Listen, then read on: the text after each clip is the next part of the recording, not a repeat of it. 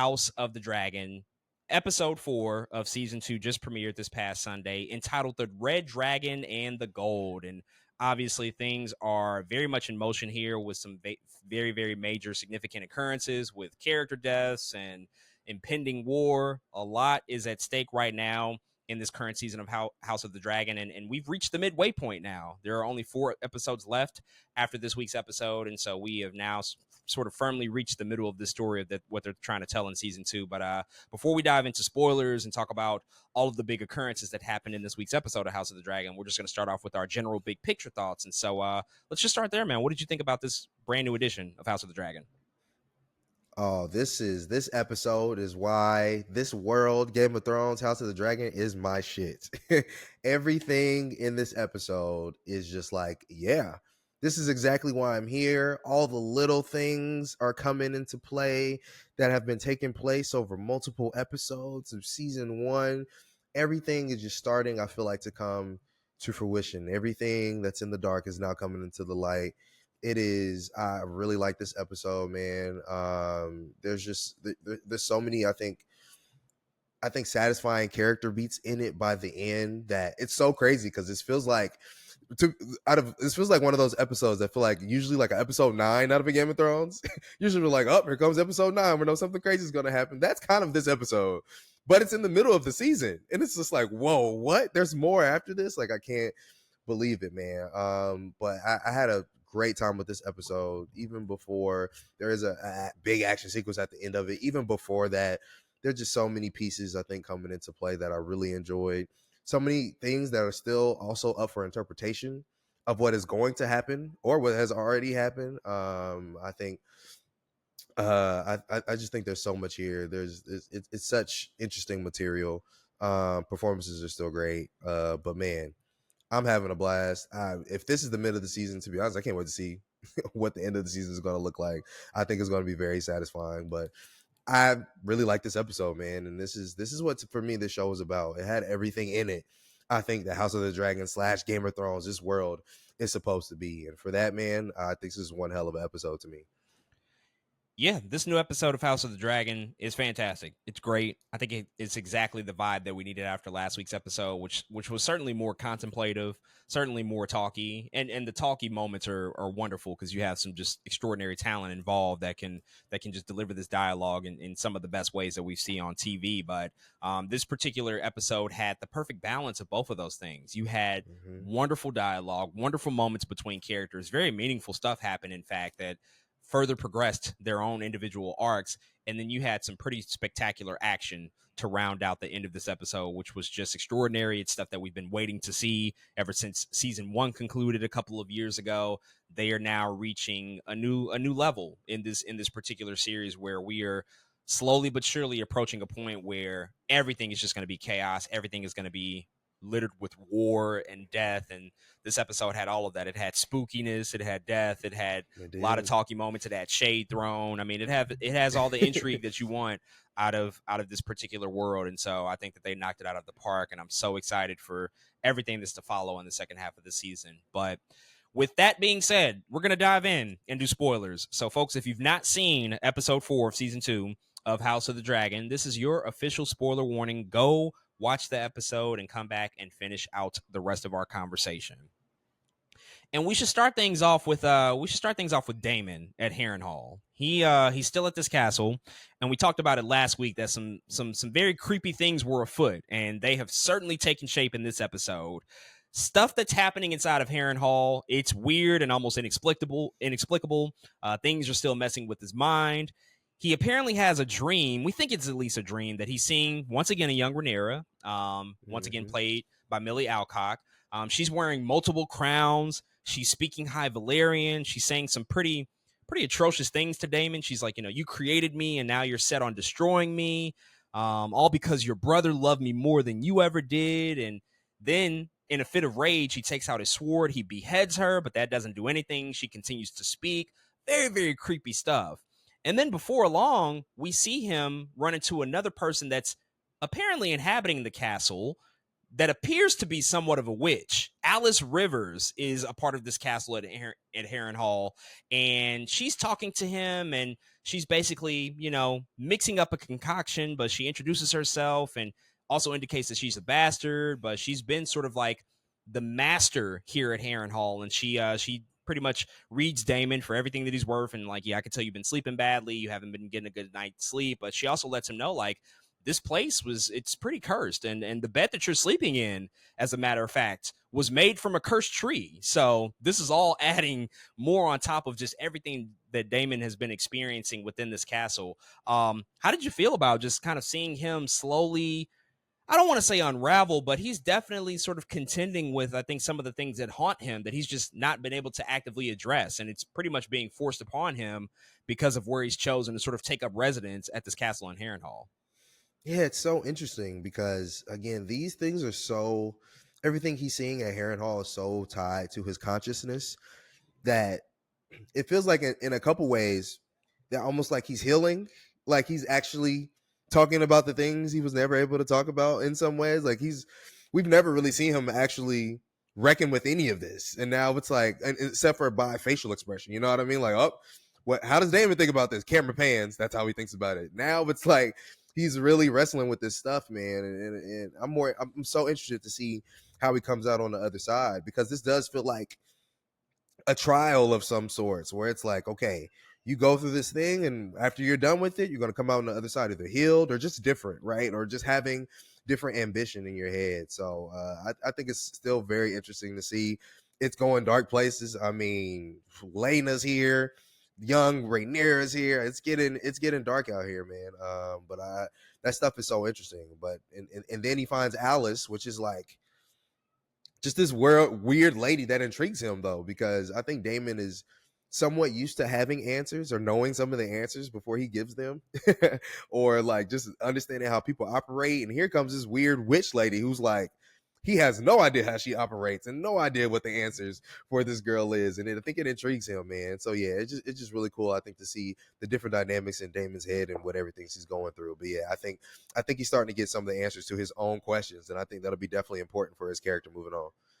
I said it last week. If we're gonna get Damon experiencing this for a lot of this season, I'm very much here for it, because this is just like great mood setting stuff, great atmosphere that they can create in this show that you just don't often get the chance to kind of play with the supernatural, especially in this universe where we have gotten hints of it. Obviously, when you talk about the White Walkers and everything, there's all sorts Mm-hmm. of supernatural stuff that goes down in this particular world, but this is kind of the first time we're back to that really in the series at all, because the dragons are a very real thing in this universe. Like, that stuff can be explained. The dragons are born, they're created, they go on and live lives, all these things. But the supernatural stuff has always been the areas and the corners of Game of Thrones and House of the Dragon that just they can't be explained. It's weird. It's like, how did Mm-hmm. this place end up this way?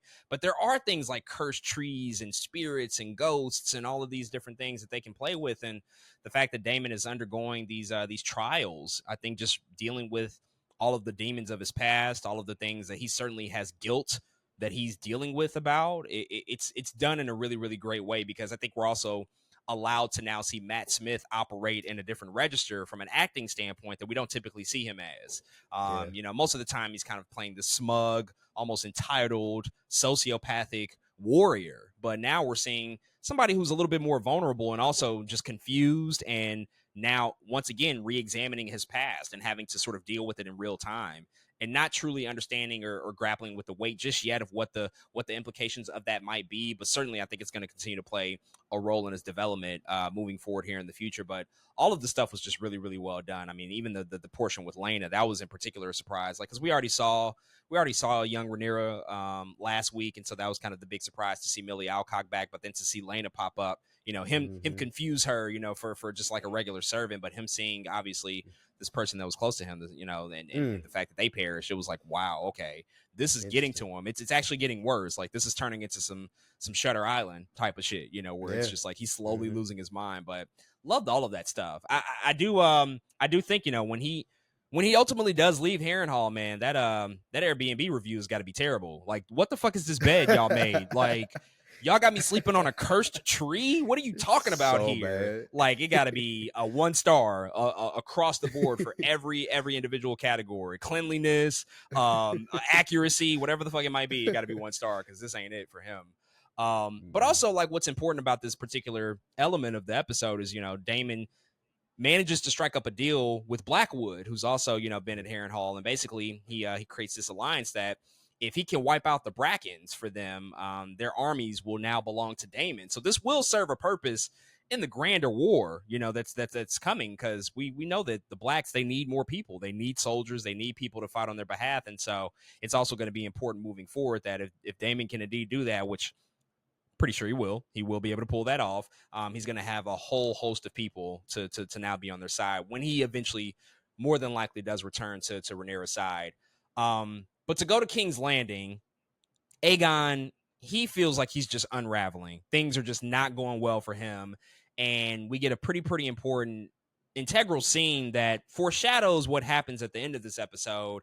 But everything was sort of set up last week. Some mild interaction between him and his brother Aemon, when he went down to the Mhm. brothel and he was drunk. But now we're seeing it really come to pass. This dynamic between them has gotten very prickly. It's really contentious. And they're at a small council meeting. Aegon, he's super mad that basically Daemon is taking up Harrenhal. And he's also equally as mad that they've been planning and moving on certain things without consulting him, essentially. Aemon interjects. They have a little back and forth. Aegon tries to take it back to the old days and speak some High Valyrian. Doesn't really go well for my guy. Eamon busts out the best fucking Duolingo that he's been working on, and just he wraps circles around this guy with the High Valyrian, and then you see Aegon Yeah. tries to snap back, but he does so very clumsily. You can tell that he's not confident in what he's saying. He doesn't know exactly how it's translating because he Mhm. hasn't taken the amount of time that Eamon probably has to learn that language that only they know. That's also important, that nobody else at that table even knows what they're saying to each other. This is very intricate and intimate between these two, but clearly this was a one-up situation for Eamon, which we haven't gotten to see that much up until this point in the season. So what did you think about that? Just, everything Aegon is dealing with, and just the fact that he's now once again at odds with his brother. Aegon. That boy is going through it in this thing.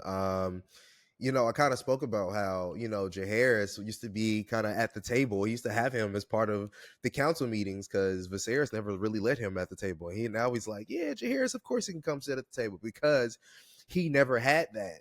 And still, with Aegon as the king, he still feels like he has no real seat at the table. This kid is still feels as helpless as he's ever felt, and part of it is because people continue to maneuver and operate around him, and this is this is it only echoes that in this entire episode when he does find out Aegon and Kristen Cole are working on war stuff behind his back. He's like, I'm the king. What do you mean y'all talking about stuff? What do you mean Kristen Cole is doing this and that? It's continuously happening where Aegon remains the king with no real power. And what also is interesting to me is even after I feel like after he fires Otto, there is like a there is like a there has to be something in him that's like, I wish I didn't fire this dude, because at least Otto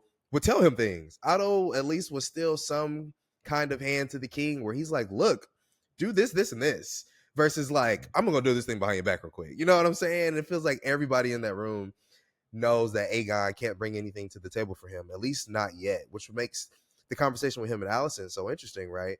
Is because Allison is like, sure, you're king, but you still got to kind of earn your spot. You just kind of got there because we put you there. You still got to earn your spot, and people, you got to make some decisions that make sense, or you got to do the work still to get people to respect you as your voice as the king, because that's what the council is for. You technically don't always get to just do whatever you want because you're the king. People are going to can and will operate around you, and so I think that's really interesting to hear as well, because that is kind of how it works. So Aegon, man, going through it still. Like he is on one of the biggest downward spirals I've seen, because I think that's all he wants is to feel powerful like everybody around him he thinks he wants to feel like Viserys once felt as a trusted king. He wants to have the respect that Aemon gets when he just walks into the room and everyone's like, "Oh, Aemon's taking care of it. What do we need to do?" He wants to feel, he wants to know what that stuff feels like, but he can't because everybody around him just ignores him. So it's a crazy conundrum to be in. Shoot, Allison only doubles down as his mom and tells him, "We don't need you to do anything right now because you kind of can't do anything," and it's just a really bad spot to be in, man. But in a lot of ways, you kind of feel for the guy. You know what I'm saying? You're like, yeah, I'm sorry, dude. Like, I don't feel for him you at don't feel all. it a little bit? Nah. Yeah, I think he made I his do. bed. I think he's He made made his his bed. bed. He absolutely. When you do the decision that you made in Yeah, the recent episode where he hangs all of the rat that's true. catchers and tries That's to make true. this huge public display, and obviously Mm-hmm. he works around the own advice of his hand at that particular time. Like, that's something that you should certainly consult, at least with your hand. Like, hey, For sure. I know we're gonna do this public display of the body of my son's body, but I don't feel like that's Mm-hmm. enough. We got to send a message. And so, Yeah. what do you really have a hand for at that point if you're gonna just willingly make these really rash decisions that you wanna try to incite fear into people so that they don't ultimately cross you, but you're obviously Mm-hmm. undermining your own counsel when you do stuff like that because nobody else knew. And then you make this really rash decision to make Kristen Cole your hand, who I will say, in his campaigns since that, he's been making moves. He's been He's a conquering lands, beast. but a Yeah. lot of that is because he's counseling other people. He's not even talking to Aegon at that point. Like, Mm-hmm. he's also undermining Aegon to a certain extent, and that makes him angry. But I think this is a situation where we initially tried to see him do well. We saw in Yeah. that first episode he was trying to be somewhat of a helpful king, somewhat of a gracious king. And I will give him some grace. The guy's son got killed, so that's going to send anybody in a fucking downward spiral. Mm-hmm. That's terrible. So, who's Yeah. really thinking clearly? Probably not many people after that situation. But you are the king, and you are there for a reason, and you have to have Mm-hmm. some sort of poise about this. That's really the best word I can utilize. And if you're not going to have that poise, you have to have somebody around you that can hold that can manage that. And that's what Otto was. Otto, through all of that Mm-hmm. fucking chaos and everything that was going on, we knew that guy can be calculated and can think and can always plan for the next steps ahead and to do something meaningful that in the worst of circumstances we're gonna get as much as we can out of this. And that's what you have to do Yeah. in this world. And then he gets rid of him. He's like, you're fired because you talked back to me. That was and Otto told him immediately, you will regret this. This is Yep. not a good decision. You will regret this. So And here we are. I think he's kind of made his bed, to be honest. I think that this is a situation where he's ended up in a situation that he's somewhat put himself in, and it doesn't make it all the more better that just a few short moments later, Allison tells him, "Yeah, we need to do exactly what you're here to do, and that's nothing. You just need to be here." I mean that. That's crazy to hear. Like, ouch, fucking ouch. That's a wild thing to say. But she's real, just do what is needed of you. Nothing. What did you think of that reaction? Because that's almost like the final nail on the coffin, I think, for his ego. Yeah. Even though Mm-hmm. he clearly doesn't listen. I mean, he just goes full steam ahead once again, even after that moment. And he's like, "Oh, fuck that. I'm gonna still go out and try to prove my masculinity, my leadership abilities, and still ride this dragon." But in the Mm-hmm. moment, it definitely felt like she was, I think, hammering home the point that kind of needed to be made for his position. Yeah, and I think she was also frustrated too, right? Because Allison usually does talk like not like this. Like, this was the most like candid, no filter we've ever seen from her. And part of me thinks there is something in the back of her head, like, damn, this little nigga was not even supposed to be king. You know what I'm saying? Like, there's something in her, like, why? We don't need you to do anything right now, okay? Like, you just sit there and do nothing. But you're right. That's the last thing Aegon wanted to hear. The very last thing. That's like literally the whatever the saying is, the thing that broke the camel's back, whatever the hell the saying is. It literally, that was it. She sent him into the very last spiral to send him into the next thing he's going to do. And man, it sucks that it had to come from your mom, but it's also, like you said, there's so much realness to it. You don't need you to do anything right now. We got it under control. And part of me is like, Aegon, bro, just sit back. Go do nothing. Because to be honest, in a war, there's a lot going on. I know we get it. You're a Targaryen. You want to fight. You have a dragon. We get all that, bro. But like, also, there's a war. Like, go chill out. So we just need you not to die right now. And some of that stuff is real, man. And in that moment, again, she says all you need to do right now is listen and take in the people around you. And like you said, he did not that at all. He literally didn't listen to her. That sentence, he literally is right here, not listening to her, tell you not do anything. So yeah, I think it's very interesting that his mom sent him into was the last thing that sent him into this very sad spiral, man. And this is one rare situation where I think, hey man, it's been a shitty couple of weeks. Your son was beheaded. You probably have an okay and a pass to just go chill out. Like, it's really fine. This is one of those situations. Nobody's going to say anything because obviously you would be grieving. You're not thinking clearly. All of these things are very much a reality. And we just kind of see that twofold by the end of this episode. How about the fact that Allison is pregnant? That we find out that information, that she is pregnant. The Grand Maester comes and delivers that sort of abortification sort of tool, but she pretends like it's for somebody else, but it's really it's for her. Obviously, she's with child, and yeah, that's not going to be great because that child is coming from, I guess, an impure place because we know she's been sleeping consistently with Kristen Cole. Now, that's probably over and done with now. Like, they've probably reached the end of that now. It's just, I don't think they can ever go back there. But, yeah, that's a real thing that we're going to have to see play out. How did you feel about just, like, seeing that big reveal? Like, yeah, you really can't. At a certain point, you're probably not going to be able to hide this. Maybe you'll figure out something. I mean, she's probably going to have to go through some sort of abortion at some point, but that's she trying. She's definitely trying already, but that's a pretty significant thing that if it comes out, it's gonna be hell for everybody involved. Ooh, because like what's so crazy about this is when it happened in the past, let's say like with Rhaenyra and in the other night, you know what I mean? Like when it comes out, it's like I'm married to this person and we can pretend like that's their baby. This time, Allison is a widow. You know what I'm saying? Like she's whose baby? It like so many questions are going to be in people's minds, especially like the common folk. Like somebody's going to be like, Allison pregnant. By who? Like it's gonna be nothing but chaos in that castle once that comes out, man. And I can only imagine, like, if she can't figure out a way to abort the baby, there's just gonna be you're gonna see her in like bigger dresses, and like everybody's gonna be like, all right, now what's really going on here? Like it's gonna be very interesting. I think just thing to deal with down the line for Allison, man. So yeah, I can't wait to see what happens and how it goes down. Oh man, yeah, that's it's so messy. It's so messy here how we ended up in this situation, but she's gonna have to be careful, with how this is all playing out because yeah, there's gonna be immediate questions like, oh wow, and the position that possibly puts Kristen in, if it's revealed, that obviously he's the one, that impregnated her. I mean, shit. Who's to say what will occur? I do want to quickly touch on Rhaenyra real quick. At the end of last week's episode, we saw that she infiltrated King's Landing to go warn Alicent, like, hey, we could probably still stop this. Like, the whole Song of Ice and Fire is a thing. Like, we have to like unpack this and talk about it because we can avert this war.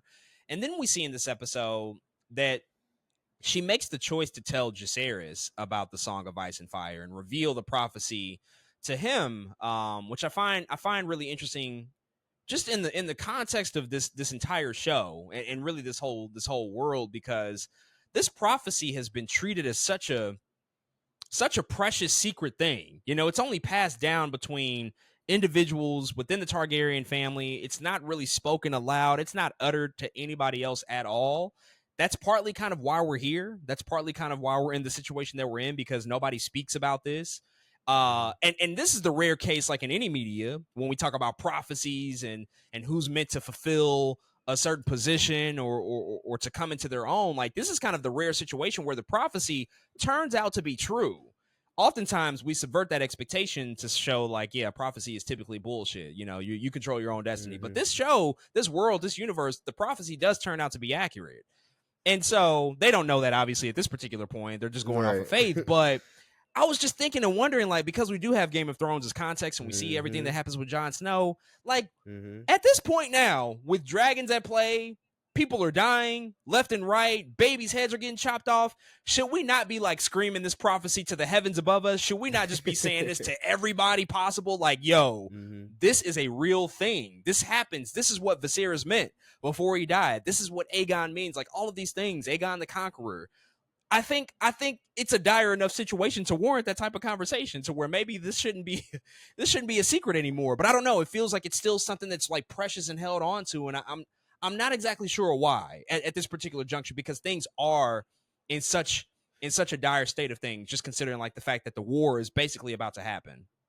You know, that's a really good point. I never, I guess, thought of it like that. But this prophecy is, there's so much in it, man. There's so much that needs to be discussed and talked about. And because what also feels like what happens in Game of Thrones is like, y'all, why are we fighting? I know y'all hear this prophecy, right? You know what I'm saying? Like that happens a couple times in Game of Thrones. Like, what are we doing? Like, winter's legit coming. Do y'all know what any of that means? Like, it's really happening this time, y'all. So that is such an interesting point. I do feel like Rhaenyra should start to, I mean, and maybe her in you know, Lucerys, maybe that's like a, maybe it's like the beginning. Maybe it's like, okay, I wouldn't tell anybody about this. Last week I told Allison. Today I'm telling you. You know what I'm saying? Like maybe this is the beginning of them potentially starting to tell people. Maybe she just needs to tell the family first.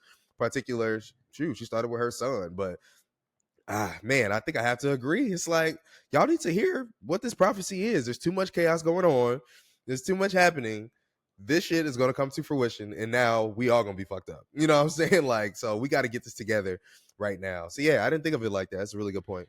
Yeah, it's just one of those things where it's like, I think the time calls for it, y'all. I think it's okay. I think we can It's probably about tell that moment. more than one person about this prophecy. It feels Mhm. that important. It feels Yeah. like we're nearing extinction level events in this particular world. So maybe we should use our biggest tool at our disposal. But that's just me though. I don't know.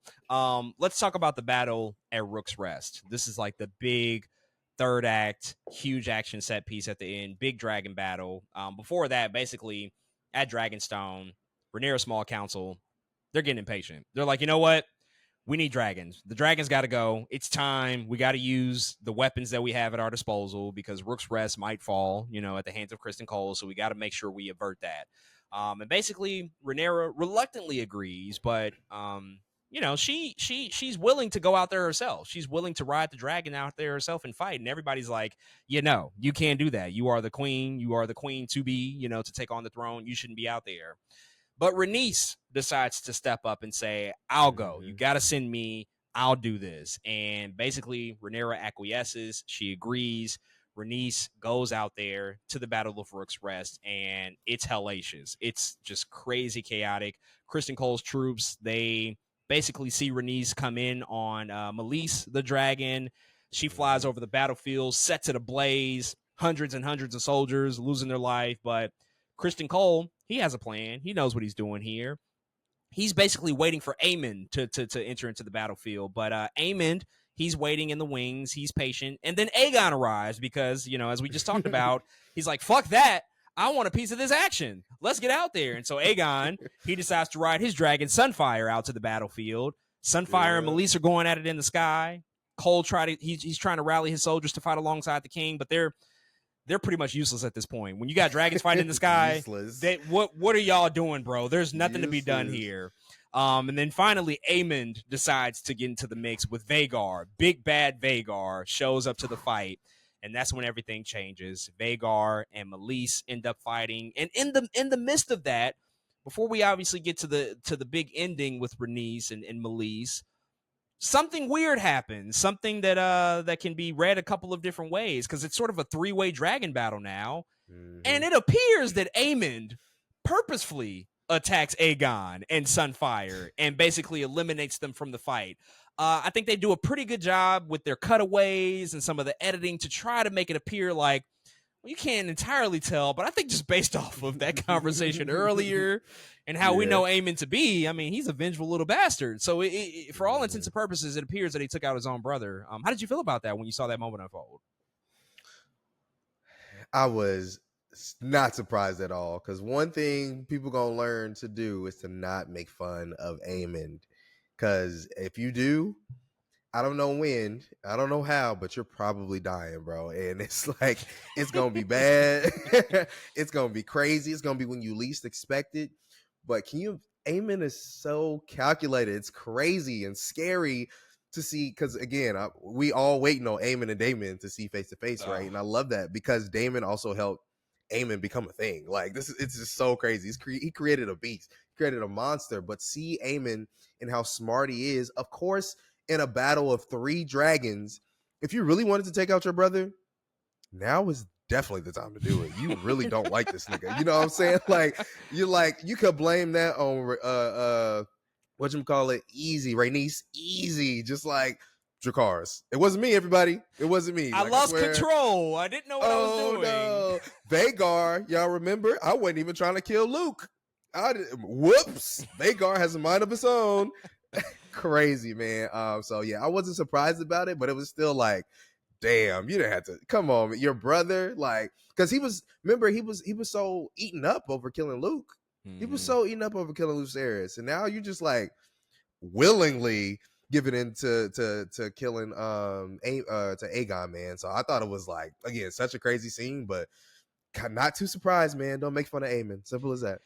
Yeah, Eamon is gonna be in a coma, regretting that for like the next year. Like fuck, just cuddled up. I shouldn't have showed up. Old girl. I shouldn't have showed up drunk in that goddamn brothel. Why did I do that? It's crazy how something that feels just so insignificant. I mean, somebody will take that to heart. We know that Eamon is like a very emotional person. We've seen that when he is cuddled up in the brothel. Like he is very in tune with his emotions, and he feels very badly about things. And if somebody mocks him and makes fun of him, on top of the fact that he is already sort of viewed as an outsider and he has this, somewhat of a deformity to his face, like these are all things that he's grappling with all the time. And so he saw a moment of opportunity, and boy, did he take advantage of it, because he has a great a great way to cover up his actions in this particular scene. It was pretty brilliant to see what he did here and how he pulled it off in the midst of just all that chaos that was going on. But shortly thereafter, I think Rhaenys, she sees like, yeah, this is getting grim. Things aren't looking good. But she willingly goes back into battle because Vhagar is still out there,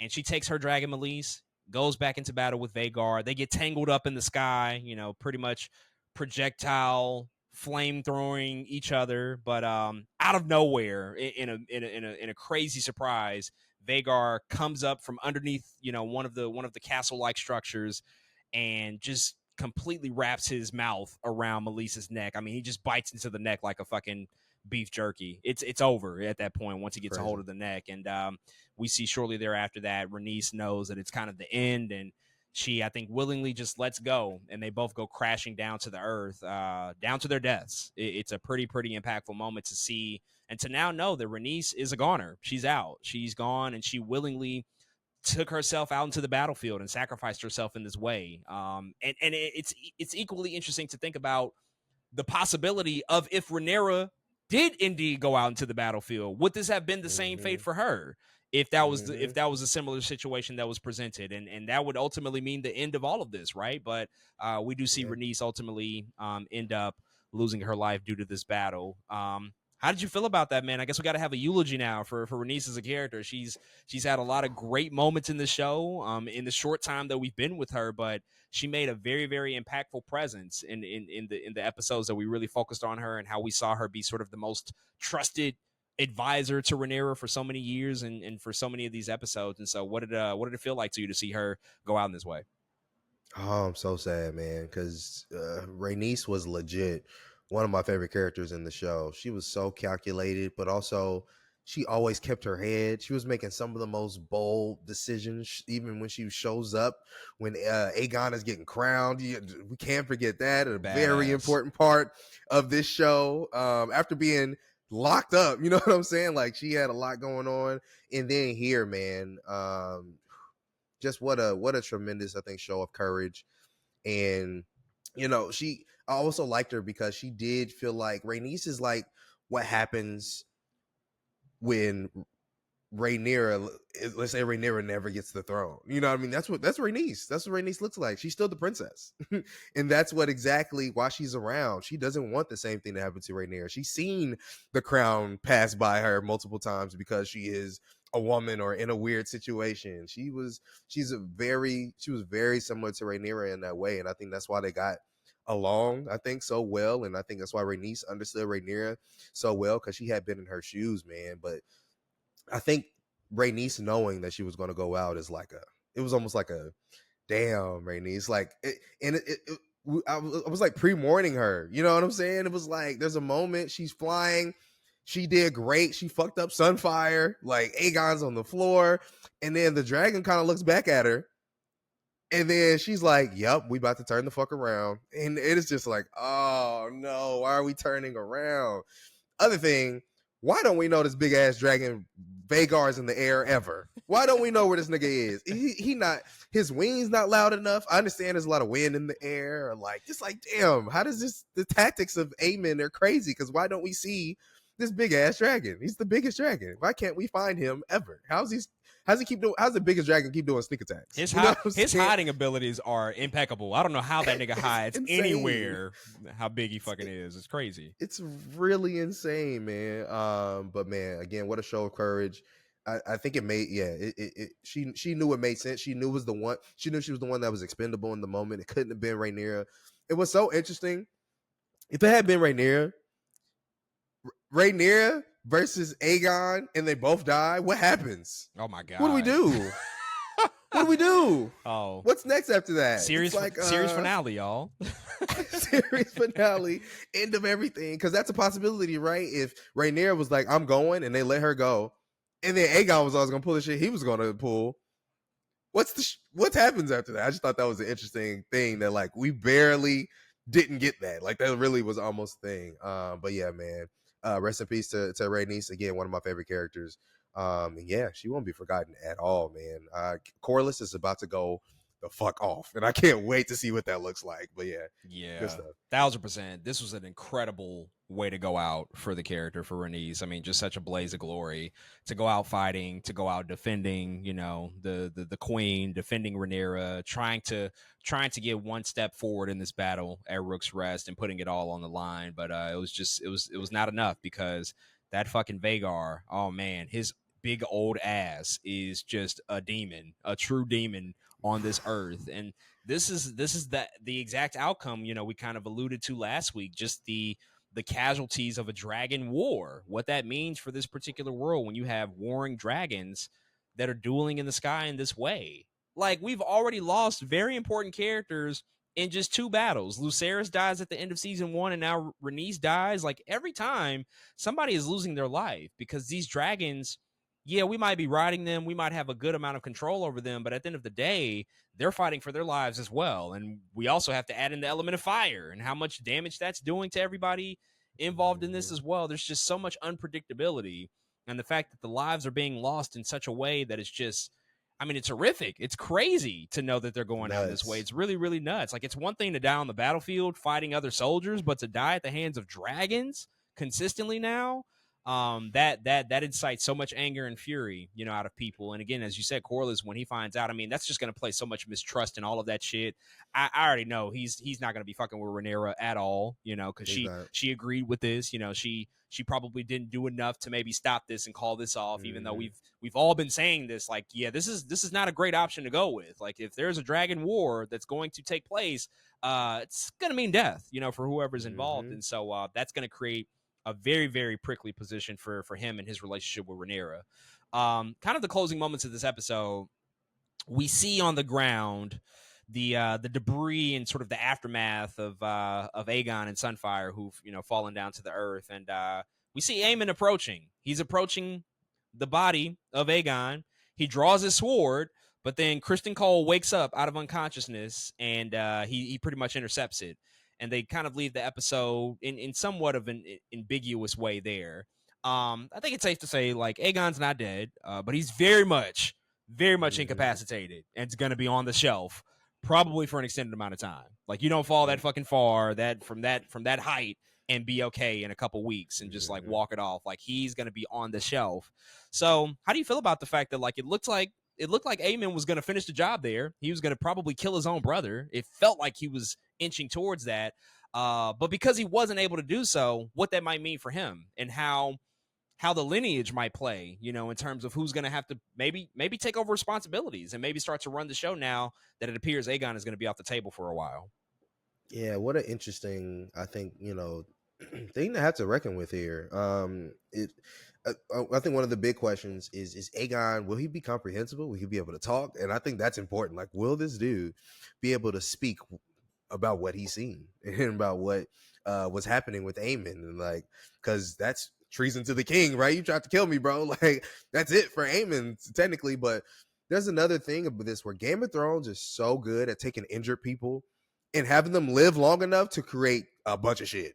That's like half the show, to be honest, bro. High key, you know what I'm saying? Like, Baratheon got fucked up by the boar in Game of Thrones, created a bunch of shit. Viserys, sick on the bed, created a bunch of.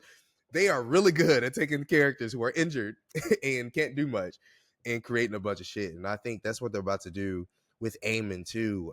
You made this dude ascend to the throne because you thought Viserys said he should be the person on the throne. Now he's alive but hurt and really messed up. So now it's like, what does that look like? Kristen Cole probably. I'm sure he understands Aemon to a degree too, though. Again, they've been in cahoots this whole time, but he had to stop him for certain reasons. So I think, oh man, there's so much that can be there. You know what I mean? What if people see Kristen Cole? Because Kristen Cole has been killing it. Kristen Cole has been going crazy. Again, we hate him as a person, but we've always said this dude he's here because he's a good tactician. He's here because he is a good knight by way of war, not by way of morals. Dude earlier in the episode was like, you don't even deserve to wear the white cloak. Hell no, you don't. But he's good at battle, and he has been killing. This is another win for them. To me, I think this whole thing was Kristen Cole was trying to draw the dragon, and guess what they did? I drew one dragon down. So it's like it's so interesting, I think, to see how this is going to play out. Because what if him and Aemon? What if he stopped Aemon? Because now it's like, okay, there's something else we can do here. You know what I mean? Instead of don't just kill the king, but maybe we can do something together here and find a way for one of us, if probably Aemon, you know what I mean, to try to get elected or be the next succession as king. I think it's such an interesting place to be in. But I think Aemon and Kristen Cole are going to attempt to come on top, if not individually, maybe even possibly together.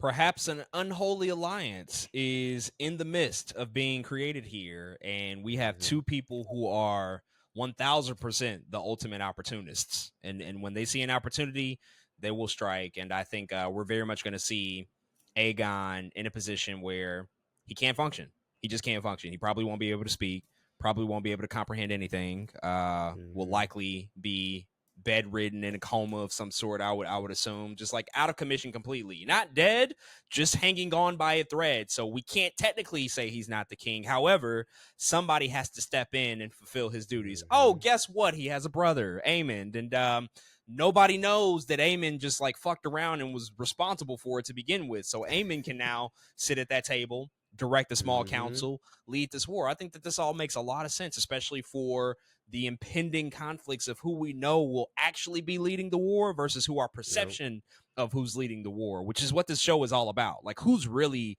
in control, who's really pulling the strings. And Damon is making his own moves in Harrenhal. He's assembling his own army.